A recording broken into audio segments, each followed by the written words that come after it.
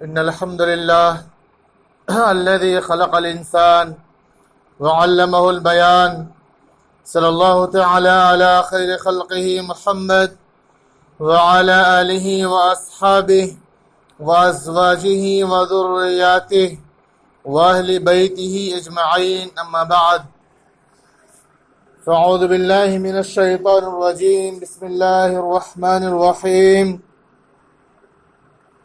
شهر رمضان الذي أنزل فيه القرآن هدى للناس وبينات من الهدى والفرقان. وقال النبي صلى الله عليه وسلم: اللهم سلمني لرمضان وسلم رمضان لي وسلمه متقبل، او كما قال علیہ الصلاۃ والسلام. محترم سامعین، ابھی ہم جس مہینے سے گزر رہے ہیں یہ بڑا مبارک اور برکت و رحمت اور مغفرت والا مہینہ ہے. یہ رمضان المبارک کا مہینہ اپنی برکتوں و رحمتوں کے ساتھ ہم پر سایہ فگن ہے. اس مہینے کے اندر عبادت و اطاعت اور نورانی ماحول یہ چاروں طرف اللہ کے فضل و کرم اور اس کی رحمت سے نظر آتا ہے. اس نورانی مہینے سے وہی لوگ فائدہ اٹھاتے ہیں جو اس مہینے کی قدر کرتے ہیں. اس برکت کے عظمت کا اس کو یقین ہوتا ہے کہ جس طرح روز چاند اور سورج نکل رہا ہے آج بھی اسی طرح ہے، تو ایسا شخص اس مہینے سے استفادہ نہیں کرتا جس کے دل میں اس کی قدر و منزلت نہیں ہے. آپ صلی اللہ علیہ وسلم اس مہینے کی قدر و منزلت کو برقرار رکھتے ہوئے اور اس کے بارے میں امت کو پیغام دیا کہ یہ مہینہ برکتوں والا مہینہ ہے، اس کا استقبال کیا جائے. آپ صلی اللہ علیہ وسلم اس کا پہلے سے انتظار فرماتے تھے کہ یہ برکت والا مہینہ آنے والا ہے اور اس کے لیے دعائیں کرتے تھے. آپ صلی اللہ علیہ وسلم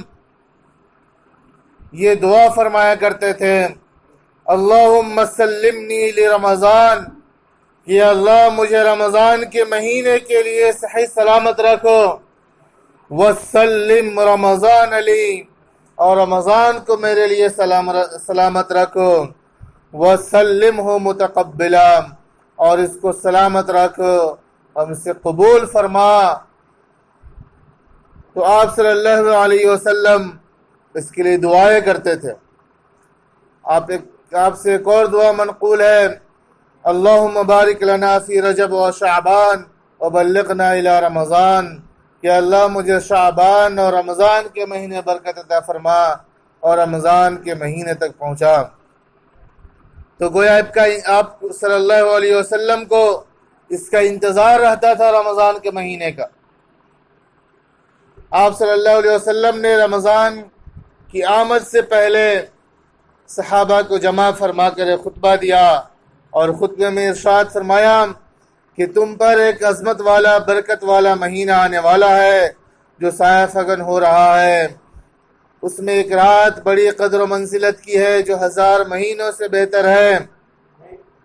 اللہ تعالیٰ نے تمہارے لیے اس مہینے کے روزے کو فرض کیا اور اس میں رات کے قیام یعنی تراویح کی نماز کو سنت قرار دیا ہے.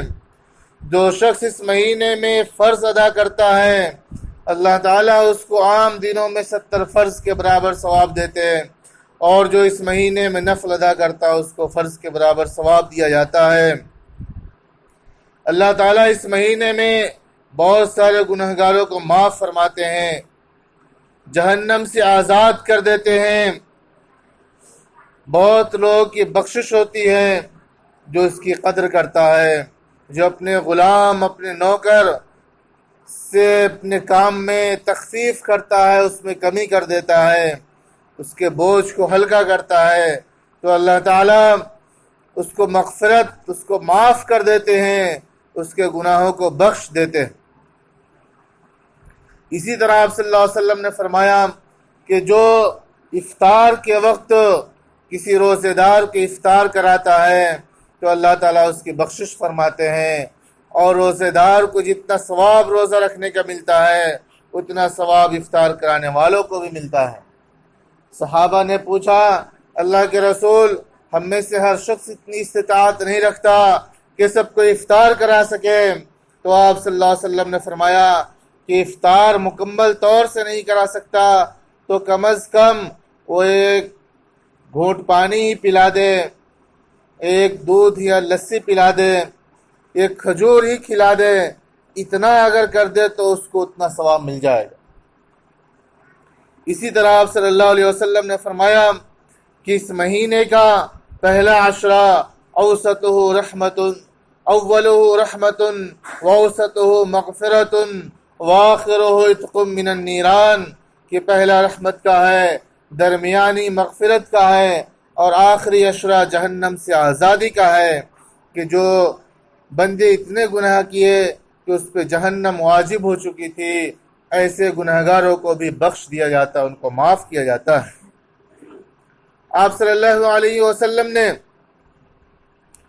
اس خطبے کے اندر جس طرح لوگوں کو یہ پیغام دیا کہ وہ رمضان کی قدر کرے، اس کی رحمت اور مغفرت سے فائدہ اٹھائے، اس کے برکتوں سے اپنے دامن کو بھر لے، اسی طرح آپ نے فرمایا کہ غم گساری کا مہینہ ہے، یہ ایک دوسرے کو غم میں ساتھ دینے کا مہینہ ہے، اس کے ساتھ بھلائی اور رحمت کا مہینہ ہے، جو جتنا کر سکتا ہو اتنا زیادہ اس میں کرنے کی کوشش کریں۔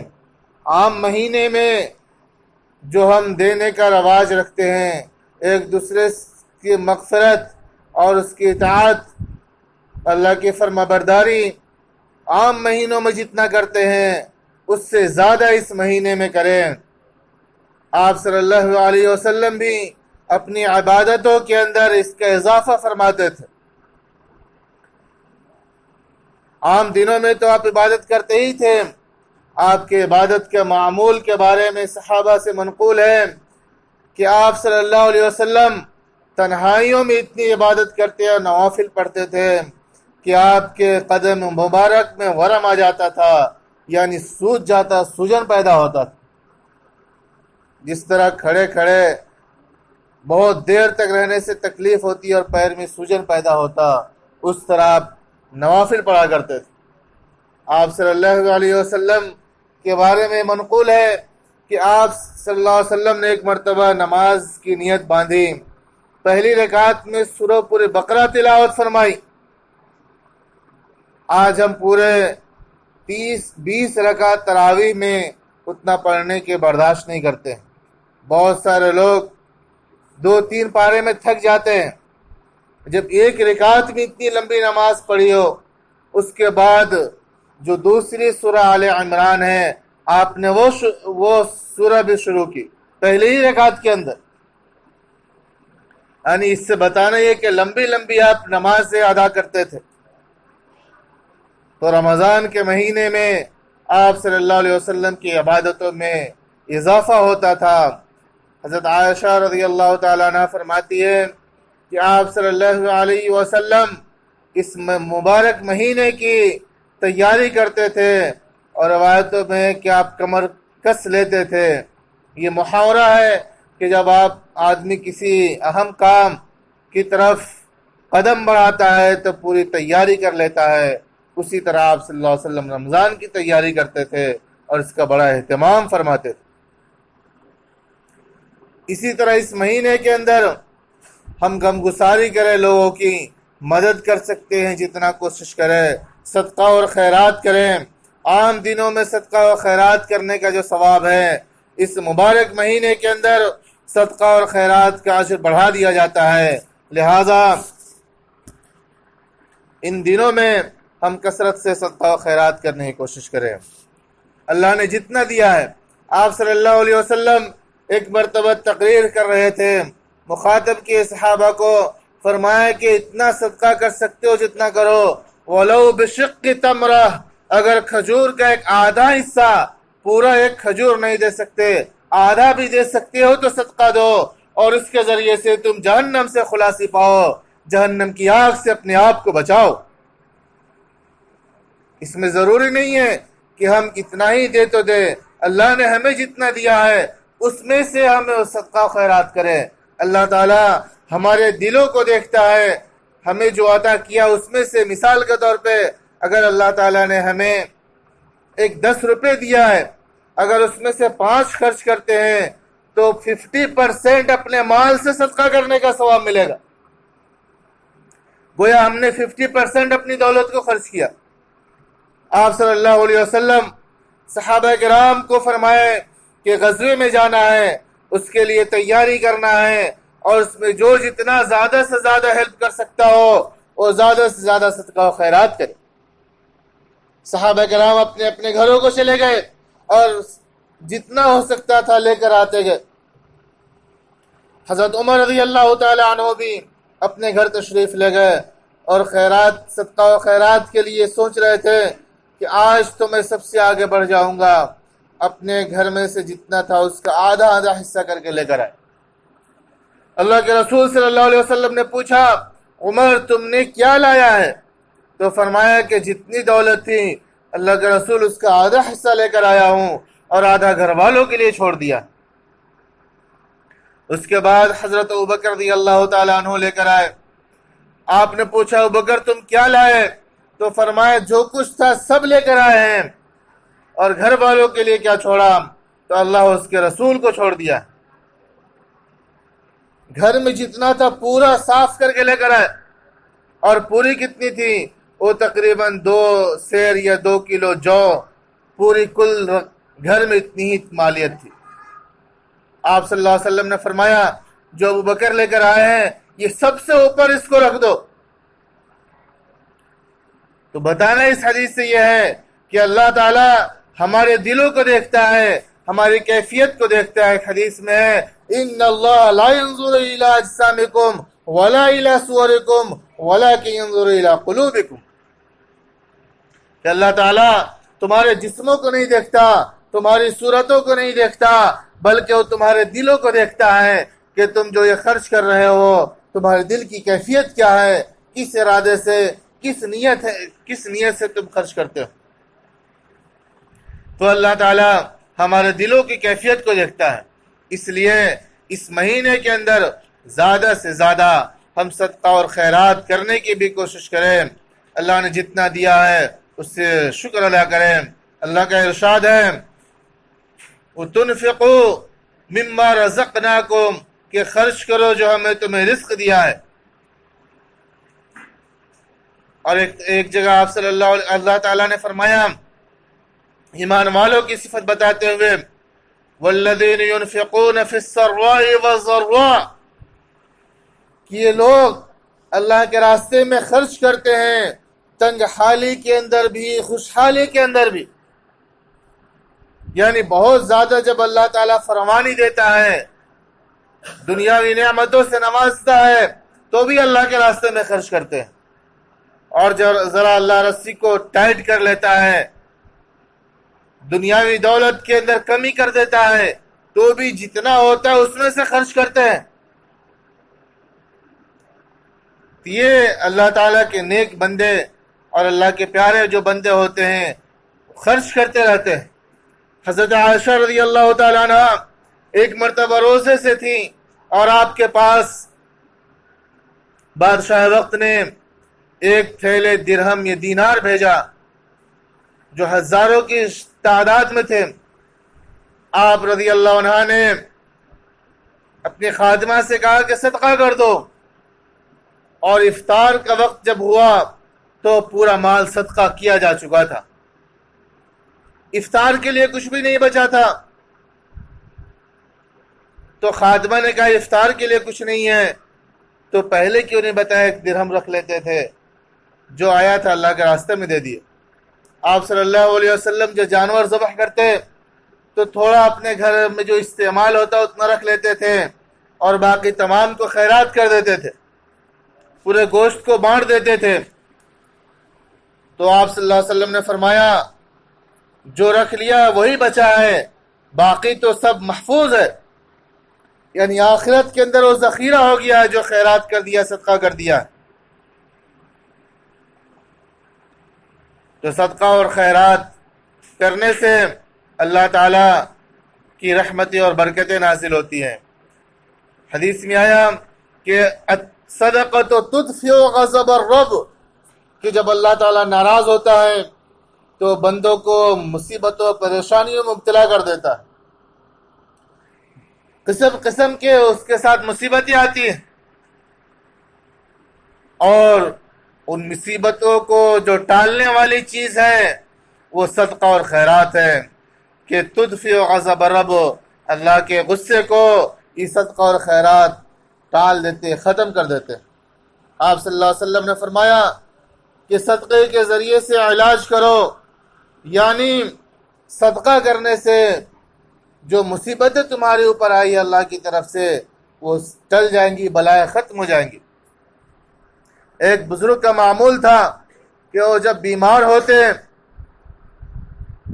تو وہ ہاسپٹل کو جاتے تھے، جو دوا لکھتا تھا اس کی کتنی قیمت ہوتی تھی معلوم کر لیتے، وہ دوائی نہیں لیتے تھے بلکہ اتنی رقم کو غریبوں میں مسکینوں میں خیرات کر دیتے تھے، اور اللہ پر یقین رکھتے تھے کہ اللہ تعالیٰ اس کے ذریعے سے ہمیں صحت و عافیت عطا فرمائے گا، اور برابر ان کو صحت و عافیت نصیب ہوتی تھی۔ تو اللہ تعالیٰ ہماری یقین، ہمارے اعمال اور ہمارے دل کے ارادے کے مطابق فیصلہ فرماتا ہے۔ حدیث قدسی میں ہے انا عند ظن عبدی بی، کہ میں اپنے بندوں کے گمان کے مطابق ہوتا ہوں، بندہ میرے ساتھ جیسا گمان کرتا ہے میں اس کے ساتھ فیصلے کرتا ہوں۔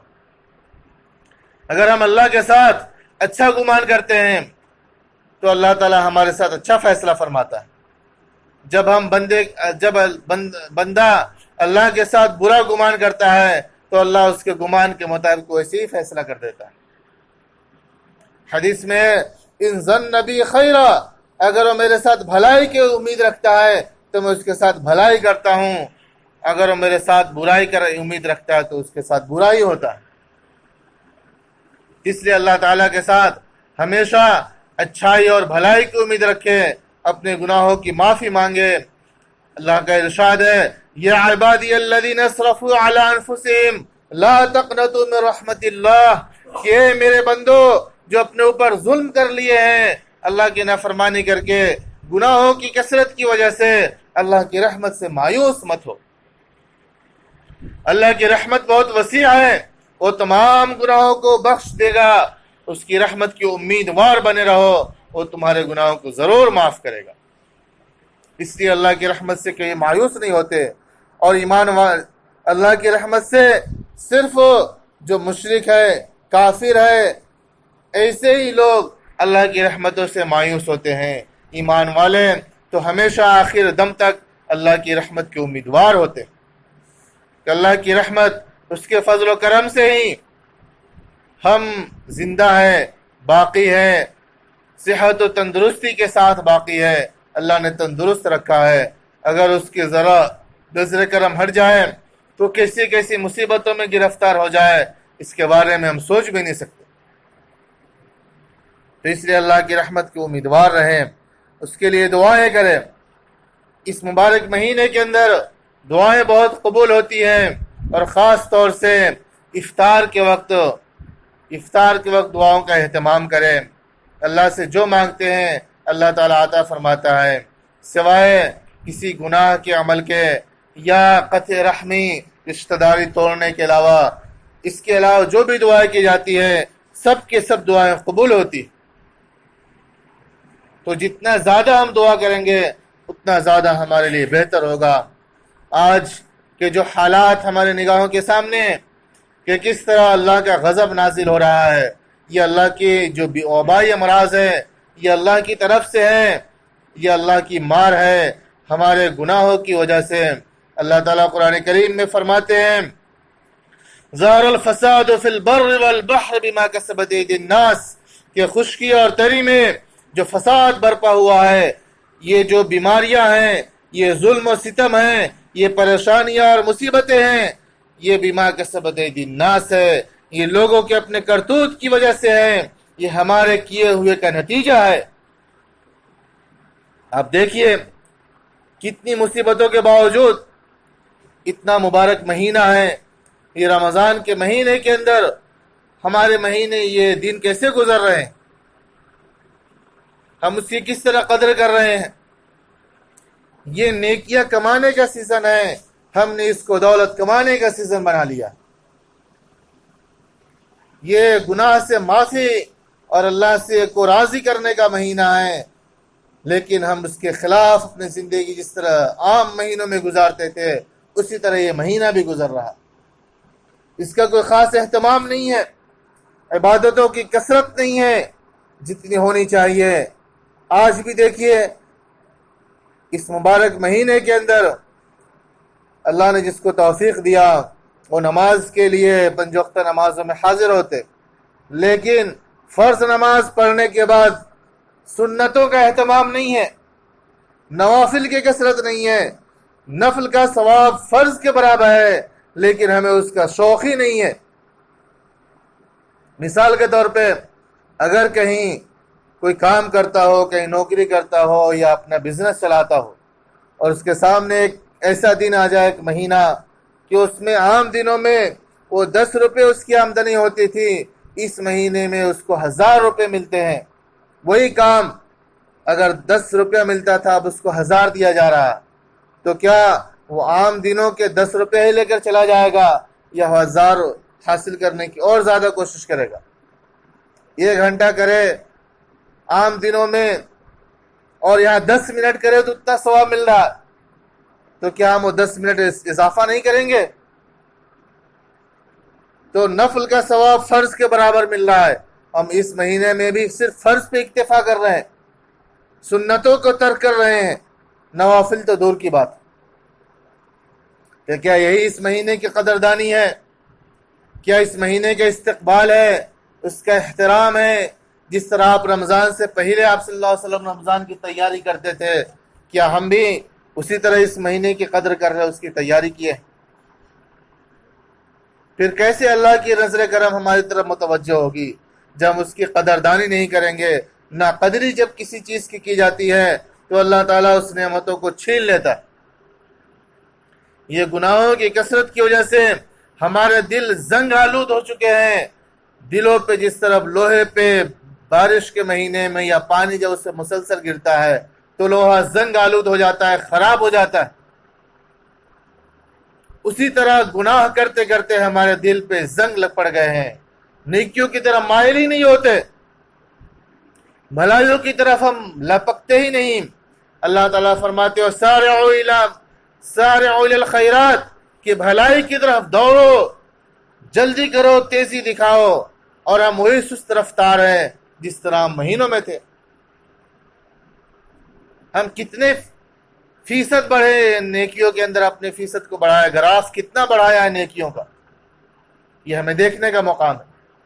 رمضان کے مہینے میں قرآن کی تلاوت کی کتنی کثرت کر رہے ہیں، اس لیے اس مہینے کی قدر کے لیے ایک نظام الاوقات بنائیں، ایک ٹائم ٹیبل بنائیں، اس مہینے کی تو کم سے کم قدر کریں اور کس طرح اس کے نظام بنانا ہے، عبادات کا اہتمام کریں، نماز تراویح مکمل ادا کریں، سنتوں اور نوافل کے اہتمام کے ساتھ ان کا التزام کریں، یعنی ضروری سمجھتے ہوئے سنتوں کے ساتھ نوافل کا بھی پڑھیں۔ اسی طرح قرآن کی تلاوت کا پورا اہتمام کریں، معمول بنائیں کہ ہمیں روزانہ قرآن کتنا پڑھنا ہے، 1 پارے 2 پارے، جتنا زیادہ سے زیادہ پڑھ سکتے ہیں، ایک وقت متعین کر لیں کہ 1 گھنٹہ 2 گھنٹہ ہمیں قرآن کی تلاوت کرنا ہے۔ اس طرح تلاوت کے ساتھ ساتھ تسبیحات کا بھی اہتمام کرنا ہے، یعنی ذکر و اذکار، کلمہ طیبہ اور جو دوسرے ذکر احادیث میں منقول ہے، استغفار ہے، اس سے ہمارے گناہ معاف ہوتے ہیں۔ اسی طرح رمضان میں جو قبولیت کے اوقات ہیں، ہر فرض نمازوں کے بعد آپ صلی اللہ علیہ وسلم نے فرمایا کہ دعائیں قبول ہوتی ہیں، افطار کے وقت دعائیں قبول ہوتی ہیں، سحر کے وقت دعائیں قبول ہوتی ہیں، اور اللہ تعالیٰ فرشتوں کو بھیجتے ہیں، وہ فرشتہ اعلان کرتا ہے کوئی ہے مانگنے والا اس کی عطا کیا جائے، کوئی ہے بخشش چاہنے والا اس کی مغفرت کی جائے، تو یہ اعلان ہوتا رہتا ہے، اس وقت کو غنیمت سمجھیں۔ اسی طرح جھوٹ بولنے سے، چغلی سے، غیبت سے، دوسروں کی برائیاں کرنے سے پرہیز کریں۔ جہاں بیٹھتے تھے ہم عام دنوں میں کسی نہ کسی کے بارے میں ہم گفتگو کرتے تھے، ذکر چھڑ جاتا تھا تو ختم نہیں ہوتا تھا، اپنی فکر نہیں ہوتی ہے کہ اللہ کے سامنے حاضر ہونا ہے اور اللہ ہم سے اپنے بارے میں، ہمارے بارے میں پوچھے گا، دوسروں کے بارے میں نہیں پوچھے گا کہ فلاں کیا کرتا تھا، تم کیا کرتے تھے یہ بتاؤ، یہ سوال ہونے والا۔ تو اپنی فکر کرے، دوسروں کے بارے میں اتنی زیادہ فکر نہ کرے کہ کون کیا کر رہا ہے۔ جو کرے گا، جو آج بوئے گا قیامت کے دن وہ کاٹے گا۔ اگر ہم نے غیبت اور چغلی اور اس طرح کے بغض و حسد کو پال کے رکھا اور اس کو بویا تو قیامت کے دن یہی ملنے والا ہمیں ہے۔ اس لیے آج ہم اچھی فصل لگائے تاکہ قیامت کے دن ہمیں اچھا فصل ملے اور اس کو دیکھ کر ہم خوش ہو جائیں۔ اسی طرح جس طرح اس مہینے کے اندر عبادتوں کے ثواب بڑھا دیے جاتے ہیں، گناہ کرنے والوں کی سزا بھی بڑھا دی جاتی ہے۔ عام دنوں میں ہم جس طرح زندگی گزارتے تھے، گانے سنتے تھے، فلمیں دیکھتے تھے اور برائی کے جو کام ہوتے تھے ہم کرتے تھے، اس مہینے میں بھی کر رہے ہیں، تو اس مہینے کتنی بے عزتی اور بے احترامی ہے۔ اس لیے اللہ تعالیٰ ایسے گناہگاروں کے گناہوں میں بھی اضافہ فرما دیتا ہے۔ نبی کریم صلی اللہ علیہ وسلم کی سنتوں کا اہتمام کرے، جو آپ صلی اللہ علیہ وسلم اس مہینے میں کثرت سے کرتے تھے، اس کی کوشش کرے کہ ہم بھی انجام دیں۔ اسی طرح دینی کتابوں کا مطالعہ کرے، نہیں معلوم پڑھنے آتا تو پڑھنے والوں سے معلوم کرے، دین کے کام پوچھ کے انجام دے، تاکہ ایسا نہ ہو کہ ہم ثواب سمجھ کے جو کرتے ہوں گناہ نہ ہو جائے۔ جس کو نیکی سمجھ رہے ہیں وہ اللہ کی نافرمانی نہ بن جائے، وہ باعث عذاب نہ ہو جائے۔ اس لیے جس طرح دنیا کے معاملات ہوتے ہیں، دنیا کے کام ہوتے معلوم نہیں ہوتا تو پوچھ کر انجام دیتے ہیں، اسی طرح دین کے بارے میں بھی ہم محتاط طریقے سے انجام دے۔ اللہ تعالی ہم سب کو اس کے عمل کی توفیق عطا فرمائے، آمین۔ وآخر دعوانا الحمدللہ رب العالمین۔